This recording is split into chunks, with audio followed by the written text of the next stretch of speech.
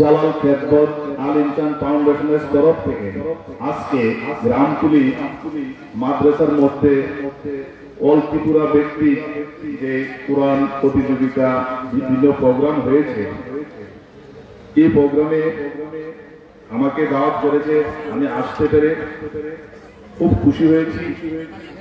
আমাদের সমাজকে এগিয়ে সবকিছু মিলিয়ে যদি এমন প্রতিযোগিতা হয়, তাদেরকে পুরস্কার দেওয়া হয়, স্টুডেন্টরা ভালো করে লেখাপড়া করবে, মানে কি বলবো, ভাষা নেই।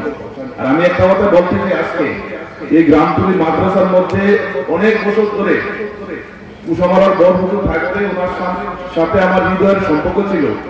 কখনো মাদ্রাসার সবাই আমাকে ভালোবাসে, সম্মান করে, সবসময় ডাকে, আসার জন্য আমিও আসি।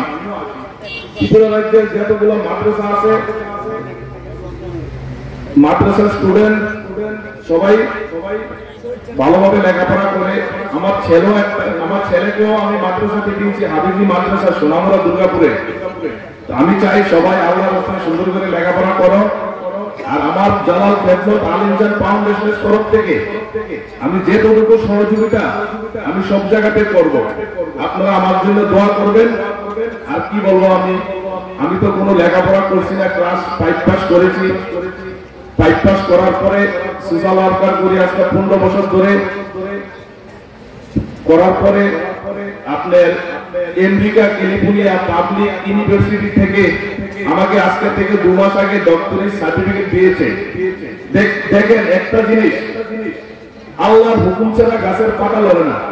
আল্লাহ তাকে ভালোবাসে, তাদেরকে এসব প্রোগ্রামে আসতে হয়। আল্লাহর হুকুম হয়েছে, আমি ডক্টরেট পেয়েছি।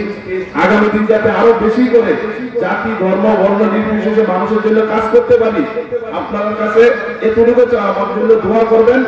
আমার ফাউন্ডেশন যাতে অল ইন্ডিয়ার মধ্যে কাজ করতে পারে, আল্লাহ রাতে আমাকে তৌফিক দান করে। এই বলে আমার বক্তব্য শেষ করলাম। সালাম আলাইকুম।